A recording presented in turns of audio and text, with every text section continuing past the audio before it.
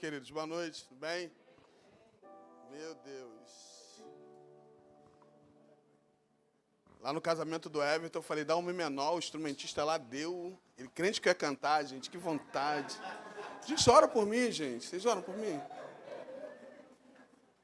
Eu acho tão legal assim. Fica rindo não, Diego.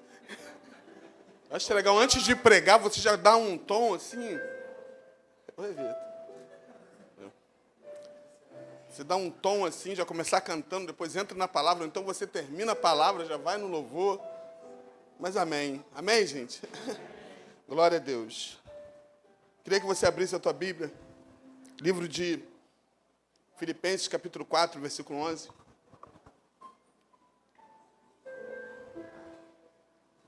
A hora passa tão rápido, já vai dar 20 para as 8 e eu quero terminar no horário.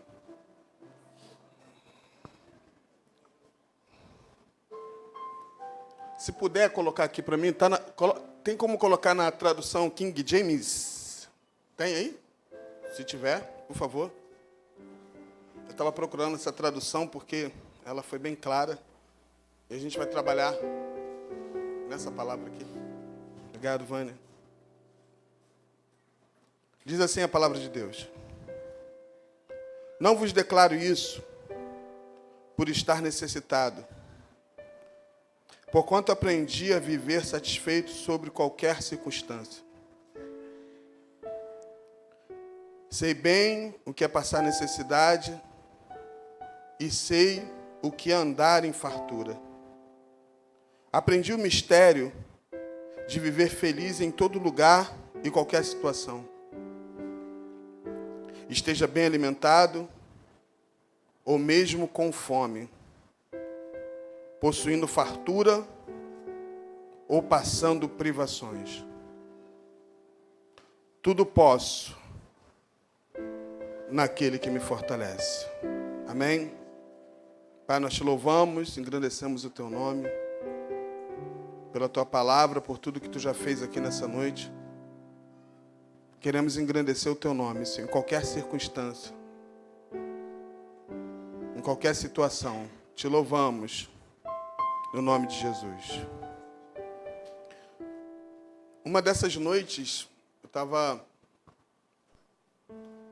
eu acordei assim, eu não lembro se foi madrugada ou já de manhã, e veio no meu coração toda hora, direto no meu coração assim, aprendi a viver. Aprendi a viver. Eu acordei para orar e perguntei a Deus isso. Falei, Deus, por que veio essa palavra no meu coração? E eu lembro dessa palavra aqui, por isso que eu pedi para abrir nessa tradução, que essa tradução fala dessa forma. Aprendi a viver. Aí depois que eu acabei de orar, eu fui ler esse texto aqui, e eu comecei a pensar. A grande dificuldade de você e eu aprender a viver. Eu falei, Deus, é tão difícil a gente aprender a viver de uma forma certa. É tão difícil a gente tentar unir várias coisas, ter uma vida social, ter uma vida no trabalho, ter uma vida em casa, ter uma vida na igreja. É muito difícil. E o texto ele é muito interessante, que Paulo ele diz que ele aprendeu a viver. E eu digo que essa aprendizagem, você não aprende na escola, numa faculdade, nada disso. É a própria vida mesmo. Aprender com os erros, aprender com as vitórias. E eu fiquei assim, entrou amanhã e eu fiquei pensando nisso. Aprender a viver. E a continuação do texto é muito interessante, que Paulo fala assim: sei passar por necessidade e também andar na fartura.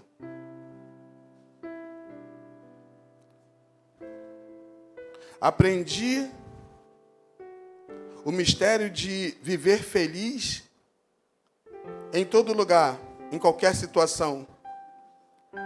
esteja bem alimentado, ou mesmo com fome, possuindo fartura ou passando privações. Isso me fez pensar, olha para cá, gente, isso me fez pensar porque eu estava pensando numa coisa. Quando Paulo diz isso, ele falou, eu aprendi a viver na dificuldade e eu também aprendi a viver na fartura. Parece que viver quando as coisas estão bem, parece ser fácil, mas não é não. Não é não. Às vezes, quando a gente está bem, a gente tem a facilidade de esquecer das coisas. Quando está tudo funcionando, a gente tem a facilidade de, isso não estou vivendo isso. Eu não estou sentindo dor, está tudo bem, está tudo funcionando. Mas até no momento bom, a gente tem que aprender a viver. No momento da dificuldade, também.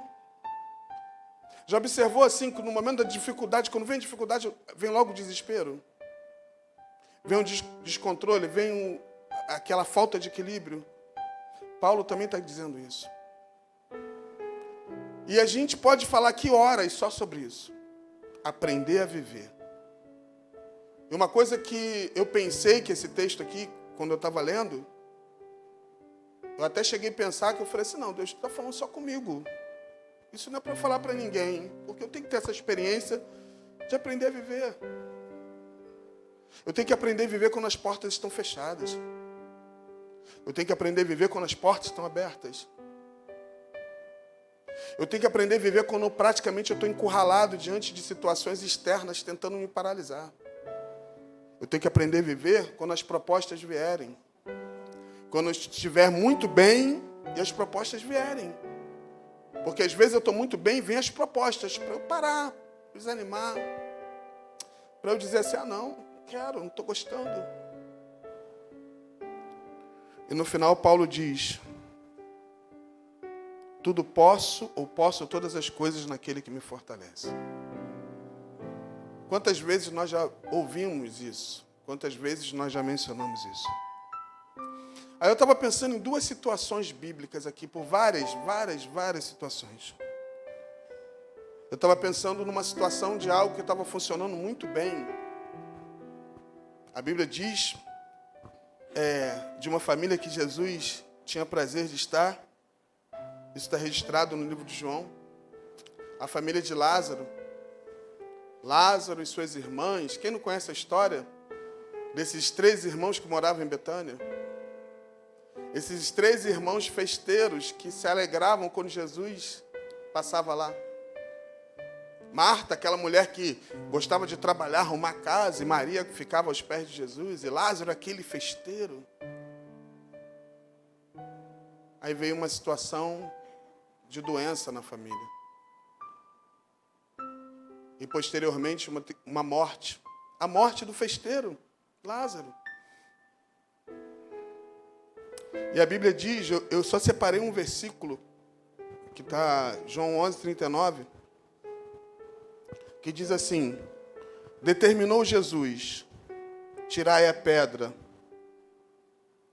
Preveniu-lhe Marta, irmã do falecido. Senhor, ele já cheira mal, porque já se passaram 4 dias. Eu não preciso falar dessa história que é conhecida, mas a grande realidade é, quando Jesus chega depois de 4 dias da morte de Lázaro, era uma situação, se você ler o texto, você vai ver uma situação que parecia descontrolada. Algumas pessoas começaram a criticar a atitude de Jesus, porque Jesus não tinha chegado no momento certo, não chegou na hora que Lázaro estava doente. E as pessoas começavam a questionar, e a família começou a de alguma forma, assim, se conformar, mas não estava conformada. Já viu quando você se conforma e não conforma com uma situação? Não digo só de morte, eu falo de qualquer situação. E Jesus chega ali no 4º dia. Jesus chega, ouve a todos ali, os irmãos, ouve a Marta, ouve a Maria. E Jesus pede para ir no lugar, estou resumindo. Jesus pede para tirar a pedra. Só que, quando Jesus diz isso, tirai a pedra, Marta logo previne. Marta logo diz, Senhor, mas já está cheirando mal. Vocês já viram algumas situações que começam a cheirar mal? Elas começam a cheirar mal, é uma coisa muito insuportável. Não é isso?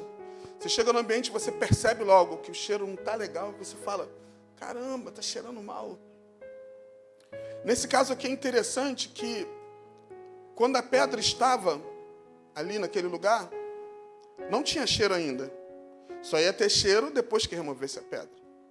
Aí que eu acho interessante. Jesus justamente vai lá na ferida. Jesus pede para tirar a pedra porque ele ia fazer algo. Cheirando mal ou não, Jesus ia fazer um milagre. E eu estava pensando nisso, trazendo para esse texto que nós falamos, aprendi a viver. Porque muitas vezes a resposta nossa, quando estamos diante de uma situação assim que não está legal, a gente fala igual a Marta, está cheirando mal. Esse cheirando mal, ela com certeza, ela também está querendo dizer, está cheirando mal, já não tem mais jeito, não tem mais saída, é assim mesmo. A vida é assim mesmo. Morreu, acabou. Mas a ordem de Jesus Cristo, que o texto diz aqui nessa tradução que eu li, diz assim, determinou Jesus. Escuta uma coisa, olha só. Não determinou Luiz, não determinou você, determinou Jesus. E quando ele determina, está determinado. Conhecemos o texto que diz, quando eles removem a rocha, Jesus fala, Lázaro vem, Lázaro veio e houve um milagre. Porque muitas vezes, com nossas atitudes, nós ficamos interrompendo aquilo que Deus tem para fazer na nossa vida. Porque, de alguma forma, se você ler isso aqui, você vai pensar junto comigo que Marta interrompeu Jesus. Porque Jesus, se a gente seguisse a ordem, se a gente seguisse o trilho, se a gente seguisse... Não tem como errar, gente. Mesmo vivendo num momento tão difícil, tão assim, desastroso. Jesus falou, olha, tira que é eu que estou mandando, eu estou determinando. Querido, basta você tirar. E não importa se está cheirando mal, não importa se tem 4 dias, não importa. Ele vai fazer um milagre. Eu preciso aprender a viver, cara. Eu preciso aprender a viver. Porque quando eu aprendo a viver, quando Paulo diz isso, dá um ensinamento espiritual para nós que... Será que a gente vai viver aqui na terra assim? Como se fosse algo assim que é certo, mas não é. É certo vir à igreja, então é certo servir a Deus, é uma coisa incerta. Porque para muitas pessoas servir a Deus é uma coisa incerta. Por causa de coisas que aconteceu, por causa de dificuldade que aconteceu. Será que vale a pena mesmo abrir mão? Será que vale a pena servir? Será que vale a pena fazer isso? Queridos, olha só, mais certo do que o dia de amanhã é você acreditar nesse Deus Todo-Poderoso. Mais certo. É confiar em qualquer circunstância. A mensagem de Cristo para nós, se você observar, de Gênesis a Apocalipse, sabe qual é a mensagem de Deus para nós? Confia que eu faço. Eu só quero que você confie em mim e nada mais. Eu tenho a capacidade de abrir o mar. É eu que abro. Eu que paro o sol para a lua. É eu que faço todas as coisas acontecer. Eu que faço tudo. Se for para parar, eu paro. Se for para andar, eu ando. Porque eu tenho controle. Ele diz isso na palavra. Então eu preciso confiar. Não pode ser incerto a minha vinda aqui. Não pode ser incerta a minha vida no meu dia a dia. Não pode ser aquela coisa assim, eu sou, mas não sou. É uma identidade, é outra. É uma roupagem, é outra. Não, queridos. Eu preciso aprender a viver. Eu preciso aprender a viver. Aí eu estava pensando, porque eu estou falando dos dois lados. O primeiro lado que eu falei, que dessa família, é o lado da dificuldade. Porque o que eu mais vejo hoje, eu não sei se você já parou para pensar nisso. A gente se desesperar no momento da dificuldade. Teve um momento do louvor aqui, quando o louvor estava cantando, é muito legal, né? Porque quando você começa a prestar atenção em tudo que Deus quer fazer. Então, quando o louvor estava cantando, eu estava falando com Deus assim, eu não lembro qual louvor estava sendo cantado aqui, mas eu estava pensando no céu. Eu estava pensando num Deus assentado num trono. Eu não tenho problema nenhum com isso, particularmente. Deus pode ficar de pé ou sentado, que para mim não tem problema nenhum. Eu acho até melhor sentado. O que eu acho legal é Deus sentado no trono, né? Sentado. Tem gente que fala assim, Deus, eu quero que você fique de pé. Isso aí para mim não tem problema. O mais importante, eu entendo que Deus está sentado no trono e o trono dele não se estremece. Visualiza isso através da fé, quando você visualiza isso, quando você traz para a tua realidade aqui da terra, né? Traz para uma dimensão sobrenatural e olha para o céu, mesmo você não tendo como ver, porque a nossa mente não alcança isso, mas de alguma forma você sabe que existe um Deus todo-poderoso assentado no trono de glória, e um trono que não se estremece diante de toda a dificuldade muitas vezes que existe na terra, diante de maremotos, diante de situações, diante de problemas. O trono de Deus é intacto.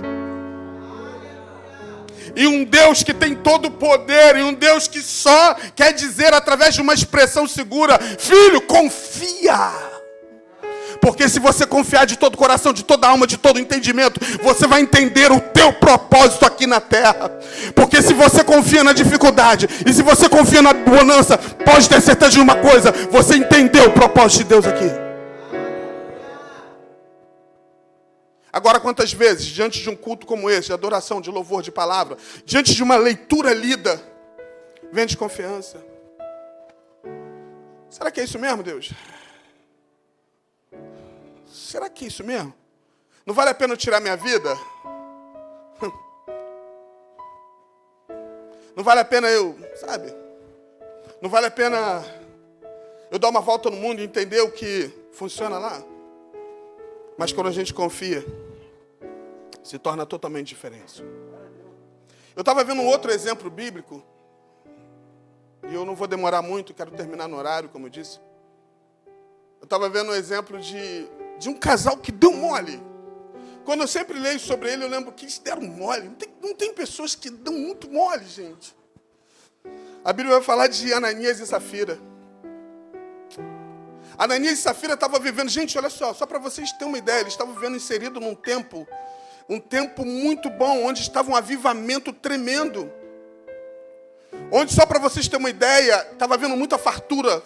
As pessoas, só para você ter uma ideia, as pessoas vendiam as suas propriedades e traziam os pés dos apóstolos.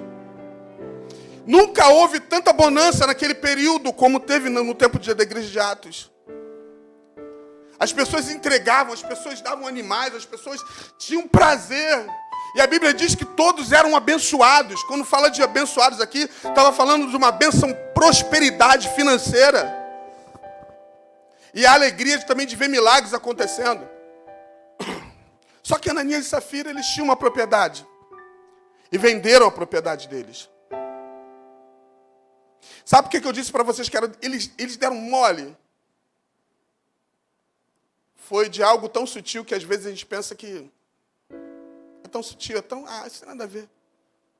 Por causa da omissão e da mentira. Eles foram abençoados, eu acredito, o texto não fala muito, mas eu acredito que o desejo deles era vender uma propriedade. Existem pessoas que têm o desejo de comprar, mas tem pessoas que têm o desejo de vender. E naquele tempo era tão próspero que as pessoas vendiam com facilidade, compravam com facilidade, davam com facilidade. Ofertavam com facilidade. Só que eles venderam a propriedade e chegaram até o apóstolo. Um momento tão bom, gente. Um momento de conquista. Eles chegaram até o apóstolo e falou o seguinte, nós vendemos a propriedade por um valor. Eles não falaram o valor certo. Eles não foram claros. Parece uma coisa tão simples, né? Parece uma coisa, Deus não vai esquentar com isso, não. Não. Eles falaram que o valor era menor. E depositaram a oferta de uma forma errada. E o apóstolo falou assim, por que mentiste ao Espírito de Deus? Ananias, por que você mentiu, cara? Olha só, você já viu bênçãos ser transformadas em maldição? Eu acredito que cada um de vocês conhece histórias assim. De alguém que foi tão abençoado, tão abençoado. Porque eu vi a bênção de Deus aqui na vida de Ananias e Safira quando eles vendem uma propriedade. A Bíblia não diz o valor. Eu acredito que eles vendem a propriedade para realizar um sonho, né? Porque às vezes você vende alguma coisa, consegue um comprador para poder comprar uma coisa, para fazer um investimento. Mas só que na hora de contribuir, eles omitiram e falaram não. E Pedro, tendo um discernimento de espírito, diz para ele, cara, por que vocês fizeram isso? Por que você fez isso, Ananias? E Ananias não teve como fugir. Uma coisa que eu digo, gente, a verdade protege a gente. A mentira deixa a gente encurralado. E a Bíblia diz que Ananias cai morto. Morto, não estou falando morto espiritualmente, não. Morto fisicamente. E quando tiraram o corpo dele ali, arrastando para enterrar, vem Safira. E da mesma forma, ela continua com o mesmo propósito errado. Porque nós estamos orando sobre propósito aqui, mas quando o propósito é errado, é tragédia. E ela não sabia que seu esposo tinha morrido. E ela diz, não, eu afirmo que nós vendemos a propriedade e é assim, assim, assado. A mulher cai morta também. Agora deixa eu te perguntar uma coisa. O que eles fizeram com o dinheiro da propriedade mortos? O que eles fizeram? Eu estava pensando nisso nessa mensagem, gente. Deus enriquece a gente com uma bênção. Gente, sabe que eu acho... Eu sei que nem todo mundo pode dizer isso aqui, mas... Eu afirmo aqui, que uma das bênçãos que eu coloco como prioridade na minha vida é a minha família estar na presença de Deus. Não tem preço, gente, não tem preço. Não tem preço eu estar aqui com a minha esposa, não tem preço minha filha, não tem preço. Não tem preço isso. E eu sei que tem pessoas que sonham com isso e oram por isso. Não tem preço. Não tem preço. Eu me lembro quando a Ariela era pequena, uma vez ela falou assim, pai, ela era bem mais jovem, não lembro. Sabia que a primeira pessoa a andar de avião lá em casa foi a Ariela? E meu coração, né, ficou doido. Ah, meu pai, Jesus. Pai, eu quero ir lá para uma conferência em São Paulo. Eu falei, Jesus. Você vai com quem, filha? Ah, fulano, cicano. Até uma amiga dela que veio ontem aqui falou que foi junto com ela. Aí eu falei, não, vamos levantar recurso. Querido, se você tem filho e ele quer ir para a presença de Deus, faça tudo o que você puder. Tem pessoas que me procuram no privado e falam assim, pastor, meu filho ou minha filha estão presos na droga. E eu não sei mais o que fazer. Eu dava todo o meu dinheiro. Não faça isso. Às vezes a gente está num momento bom da nossa vida e a gente esquece. Ananias e Safira, queridos, eles tinham tudo. Eles estavam vivendo num momento bom, de um grande avivamento que estava acontecendo na igreja de Atos. Eles estavam vivendo um bom, acredito eu, na vida financeira. E transforma a bênção em maldição. Porque não foram íntegros, não foram claros. Sabe o que eu penso e trago para a minha realidade isso? É que eu fico pensando, caramba, eu não consigo e não posso esconder nada de um Deus que me vê, que olha dentro de mim. O único que olha dentro de mim é Deus e mais ninguém. O único que tem a capacidade é Ele. Então, queridos, aprenda a viver. Para quando você chegar no final do texto, no texto, falar como Paulo falou. Tudo posso naquele que me fortalece. Eu posso. Você pode dizer nessa noite assim, eu posso. Todas as coisas naquele que me fortalece. Eu quero terminar falando um testemunho pessoal. Eu aprendi o seguinte, que toda dificuldade, ela só existe para ser vencida. Você entende isso? Se você está diante de uma dificuldade, ela apareceu para você vencer ela. Acabou. Não tem mais história. A dificuldade não é para você ficar falando dela. Dificuldade. Então, se você está diante de uma dificuldade aí, dá uma paradinha. Eu sei que tem pessoas aqui que estão com projetos novos. Eu sei que tem pessoas que estão sonhando aí com algo grandioso. Pô, gente, sonha mesmo. Sonha. Deus já te deu a capacidade. Vocês sabem o logo que eu tenho. Vai lá e quebra tudo. Eu gosto de falar isso. E eu estou fazendo uma obra aqui na minha casa. Eu falei, gente, caramba. Estou na prova. Mas tá legal demais. E fiz algumas mudanças. Quebrei alguns lugares. E o que eu quero dizer para vocês para a gente orar? Acumulou muitos entulhos. Sabe, qualquer coisa que você faz junto entulho. Quem faz obra sabe isso, né? De vez em quando os meninos vão lá e me ajudam. Desce entulho. Gente, eles descem entulho e rende entulho.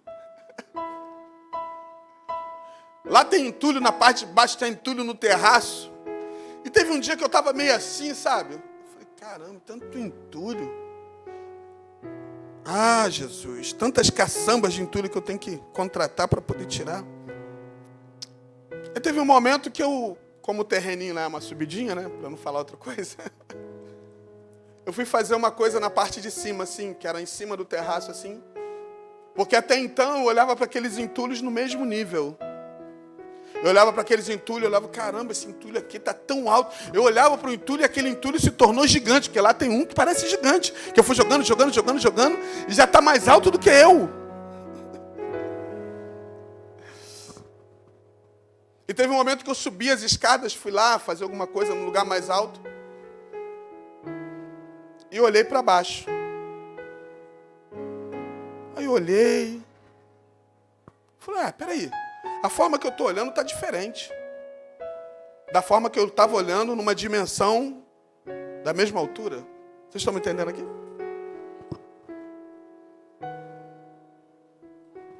Então eu subi e vi aquele entulho não mais como entulho. Eu vi como uma coisa pequena. Né, Andréia? Andréia está me olhando assim. Eu falei, gente, esse entulho estava gigante, mas quem é gigante aqui é o meu Deus. Que me tornou gigante diante desse entulho aqui. Eu não arranquei ainda não, mas meu olhar está diferente. E daqui a alguns dias eu vou dar o testemunho para vocês. Que tudo foi embora. Porque eu aprendi o seguinte. Eu não posso dar testemunho só depois que aconteceu, não. Eu tenho que dar um testemunho dentro de um processo, porque eu creio que esse entulho não vai ficar. Aí eu lembrei logo, sabe de quem? De Isaac. Aí eu queria entender Isaac. Davi, eu queria entender Isaac. Eu queria entender a personalidade de Isaac. Isaac era filho de Abraão. O filho da promessa. Você crê que você é filho da promessa? Faz um sinal assim. Eu sou filho da promessa, eu sou filha. Fala, levanta aí, meu. Eu gostei que o irmão Paulo levantou a mão ali. Irmão Paulo e Maed. Gente, irmão Paulo e Maed me deu um monte de iogurte. Glória a Deus pela sua vida. Gente, olha, eles me deram com tanto amor. É iogurte bom, cara. Aquele da garrafinha, qual é o nome, amarelo? Fala aí. Danone. Não é Danone, esse é Danone mesmo. Eu tenho que fazer menção disso no meio da mensagem, sabe? Que eu olhei para eles aqui, eu lembrei. Gente, olha só. Esse Danone, quando você dá algo para alguém com muito amor... Aí, quebra. O grande problema, quando o negócio vem com muito amor, tem gente que não liga muito, está tomando meu iogurte. Gente, olha, eu tenho que só abrir um espaço nessa mensagem aqui para poder falar sobre isso. Que tem a ver com o que eu quero dizer. Eu tomo iogurte e sempre tem uma garrafinha na geladeira. Né, Marielle? Quando eu olho assim e falo assim, acabou. Eu queria, porque eu gosto de tomar iogurte, porque eu não tomo café. Eu tenho problema com café, por causa do estômago, essas coisas. Aí eu quero tomar iogurte com pão com manteiga. Agora eu estou com pão com manteiga. Eu estou desanimado no queijo. O queijo está sem gosto. O queijo mais caro não dá para comprar. Aí, a gente compra lá aquele queijo lá, tem gosto de água pura.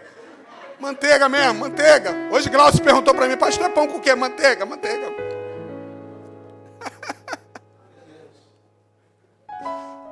Eu quero louvar a Deus pela vida do irmão Paulo e irmã Edson, que eles sempre mandam iogurte para mim. E o negócio está multiplicando, eu tiro, aí eu vejo de novo, digo, ainda tem outro. Aí eu vejo, ainda tem outro. Ah, não, peraí, tem outro! E para terminar, gente, eu estava lembrando de Isaac. Isaac, ele foi muito abençoado porque ele aprendeu a viver. Ele teve o equilíbrio. Sabe o que falta pra gente? De verdade, é o equilíbrio, gente. Porque quando a gente consegue manter o equilíbrio, as coisas vão funcionar. E ele via, olha só, imagine só. Talvez se fosse eu e você, fica frustrado. Ele vai lá, desentulha alguns poços que o seu pai tinha cavado, dava água. Gente, no deserto. Os inimigos, por inveja, entulhavam. Talvez se fosse você e eu, ia marcar briga com eles. Mas ele falou, não, entulhou, eu vou abrir outro poço. Pô, isso é espetacular. Só que a bênção é tão espetacular na vida daquele que entende, na vida daquele que aprende a viver. É tão espetacular a bênção de Deus, que o problema não era a localização. O lance era a bênção de Deus que estava sobre ele. Ah, meu Deus. Quando você aprende a viver de uma forma certa e correta, as bênçãos do Senhor, ela te acompanha. Porque eu acredito que quando os inimigos entulhavam os poços, eles falavam assim, acabou para ele. Eu quero ver agora o comportamento dele, como ele vai se comportar. Acabou, não tem mais jeito. Aí ele falava, não. Ele falava para os funcionários, não, peraí. Vamos cavar poços então em tal lugar. E quando cavava, dava água. E existia uma grande dificuldade de água naquele lugar. Porque as outras pessoas cavavam e não dava água, mas quando Isaac cavava, dava água. Você está entendendo aqui? A promessa que tem para Isaac é a promessa que tem para nós. Existe uma promessa na tua vida. Para onde você cavar, dá água. A necessidade deles era água. A tua necessidade hoje é outra. Você sabe muito bem. Mas Deus quer que você cave e vai encontrar. Eita Deus. Então Isaac, num período tão distante como o nosso, aprendeu a viver.